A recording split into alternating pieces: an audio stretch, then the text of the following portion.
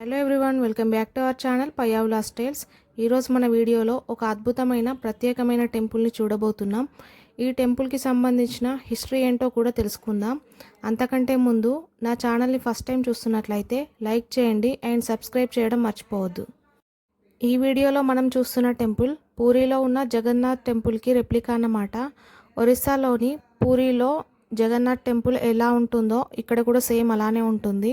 ఈ టెంపుల్ బంజారా హిల్స్లోని road number 12లో బీఆర్ఎస్ భవన్ పక్కనే ఉంటుంది.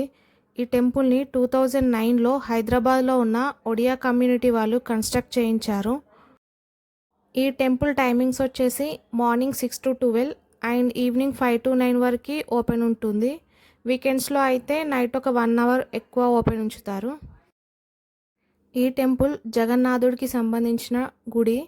జగన్నాథుడు అంటే శ్రీకృష్ణుడికి సంబంధించిన అవతారం అన్నమాట. ఈ టెంపుల్లో శ్రీకృష్ణుడు అన్నయ్య బలభద్ర అంటే భాగవతంలో బలరాముడు అని చెప్తారు కదా, ఆయన చెల్లెలు సుభద్రతో కలిసి ఉంటాడు. ఇక్కడ మీకు ఒక డౌట్ రావచ్చు, మనం ఏ టెంపుల్లో అయినా దేవుణ్ణి సతీ సమేతంగా చూస్తాం, బట్ ఇక్కడ అన్నయ్య చెల్లెలతో ఎందుకున్నాడని మీకు కూడా డౌట్ వస్తే కామెంట్ సెక్షన్లో కామెంట్ చేయండి. నెక్స్ట్ వీడియోలో డౌట్ క్లారిఫై చేయడానికి ట్రై చేస్తాను.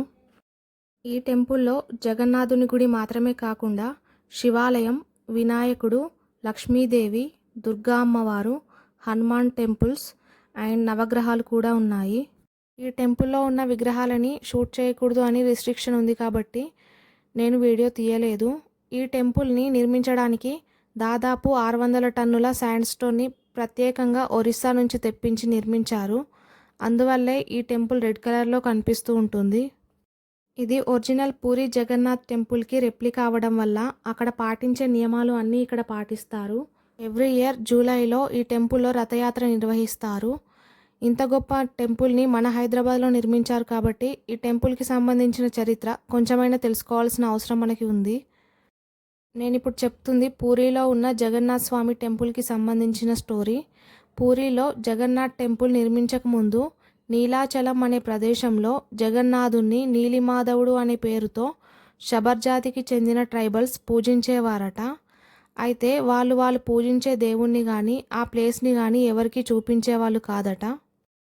అయితే ఇంద్రదుమ్న అనే రాజుకి ఈ నీలిమాధవుణ్ణి చూడాలి అనే కోరికతో ఆ ప్లేస్ ఎక్కడ ఉందో తెలుసుకోమని ఆయన మంత్రి అయిన విద్యాపతిని పంపిస్తాడు. ఆయన కనుక్కుంటూ శబర్ జాతికి వచ్చాడంట. అయితే అక్కడ ఆయనకి తెలిసింది ఏంటి అంటే వాళ్ళు పూజించే దేవుణ్ణి కానీ ఆ ప్లేస్ని కానీ ఎవరికి చూపించరు అని. అయితే మంత్రి విద్యాపతి శబర్ జాతి వాళ్ళతో కొన్ని రోజుల పాటు అక్కడే ఉండి అక్కడ శబర్ జాతికి రాజు అయిన విశ్వాబసు యొక్క కూతురు అయిన లలితని వివాహం చేసుకుంటాడు. కొన్ని రోజుల తర్వాత విద్యాపతి విశ్వాబసుతో నాకు ఒక కోరిక ఉంది, మీరు ప్రతినిత్యం పూజించే భగవంతుణ్ణి చూడాలని ఉంది అని అడుగుతాడట. అయితే తప్పకుండా చూపిస్తాను, కానీ ఎక్కడికి వెళ్తున్నానో ఆ ప్రదేశం మాత్రం చూపించను అని విశ్వాబసు అంటాడు. అయితే విద్యాపతి కళ్ళకి గంతలు కట్టి తీసుకెళ్తుండగా ఆయన కొన్ని ఆవాలని ఆయన వెళ్తున్న మార్గంలో వేస్తూ వెళ్తుంటాడు. విద్యాపతి విశ్వాబసు ఆ ప్లేస్ని చేరుకుంటారు.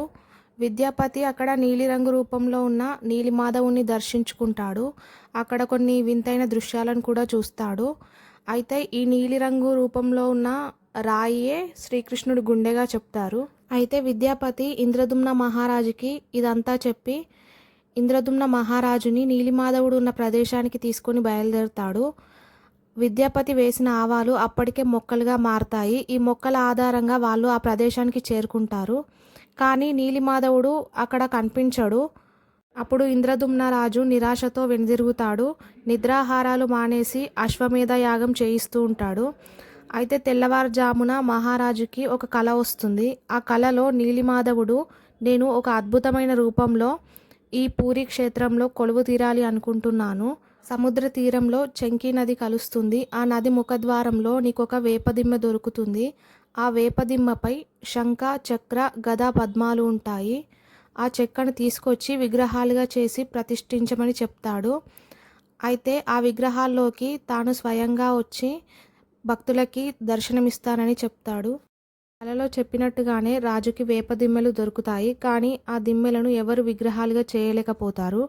అప్పుడు దేవతల శిల్పి అయిన విశ్వకర్మ ఒక వృద్ధ బ్రాహ్మణుడి రూపంలో అక్కడికొచ్చి, విగ్రహాలు నేను తయారు చేస్తాను, కానీ 21 రోజుల పాటు నన్ను ఆ వేపదిమ్మలతో వదిలేయండి.